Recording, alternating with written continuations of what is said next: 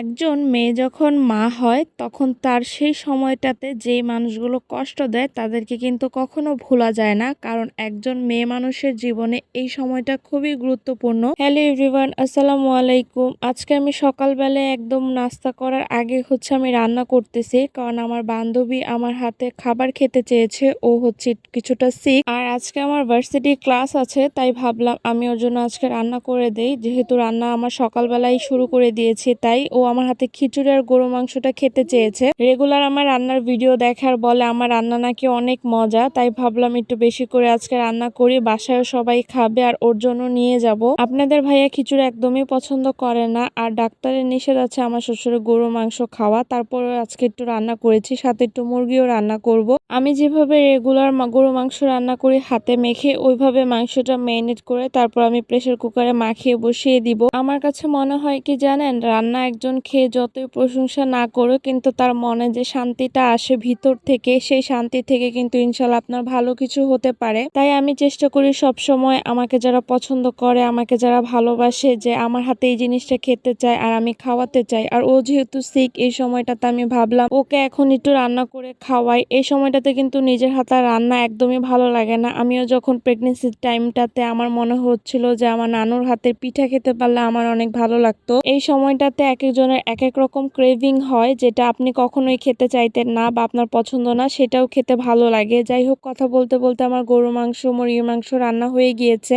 এখন আমার খিচুড়ি রান্নাটা হয়ে গিয়েছে। আমি সাদা ভাতও রান্না করেছি ভার্সিটি থেকে আসার পর, আবার দুপুরে তো খাবো, এর জন্য। আর সকালবেলা আজকে আমি খিচুড়িটাই খেয়েছি। রমজানের সায়ান ঈদে 2টা ড্রেস গিফট পেয়েছিল, সেটা আপনাদের সাথে শেয়ার করা হয়নি আর ওকে পরানো হয়নি, তাই ভাবলাম এই 2টা থেকে আজকে ওকে পরাবো। প্রথমে ভেবেছিলাম শার্ট পরাবো, পরে ভাবলাম যে না, বাইরে যেহেতু গরম তাই টি শার্টটা পরিয়েছি। আর এদিকে আমার বান্ধবীর জন্য খাবারও রেডি করে নিয়েছি। বাসা সবকিছু গুছিয়ে তারপরে তো ভার্সিটির জন্য বের হয়ে গিয়েছে। আজকে প্রথম আমি সায়ানকে নিয়ে ক্লাস করব। আমার ভার্সিটি যেহেতু এখন ফাইনাল সেমিস্টার চলতেছে, তো এখন আমাদের একটা সাবজেক্ট আছে টার্ম পেপার। আমাদের মেইন সাবজেক্টের যেই ক্রেডিট, এই সাবজেক্টটা তো সেই ক্রেডিট, তো আমাদেরকে ম্যান্ডেটরি ক্লাসে যেতে হবে, অ্যাসাইনমেন্ট জমা দিতে হবে, মানে লাস্ট ইয়ারে আর কি অনেক প্যারা। আজকে আপনাদের ভাইয়ের কাছে সায়ানকে দিয়ে যেতাম, কিন্তু উনি এতটাই বিজি যে ওনাকে রাখতে পারবে না, তাই ভাবলাম যেহেতু এক্সাম টাইমে রাখে তাই আমি সায়ানকে নিয়ে যাই। কিন্তু সবকিছুই ভালো ছিল আলহামদুলিল্লাহ, ক্লাসও ভালো মতো করতে পেরেছি। ফার্স্টে ভাবতেছিলাম যে ম্যামরা কি বলবে, ফ্রেন্ডরা, তারপর ম্যামরা অনেক কোঅপারেটিভ করেছে। প্লাস ম্যাম বলেছে ম্যাম যখন কলেজে যেত তখন তার একটা বেবি ছিল, তো বেবিটা তাকে বলতো যে আম্মু আমিও তোমার সাথে কলেজে যাব।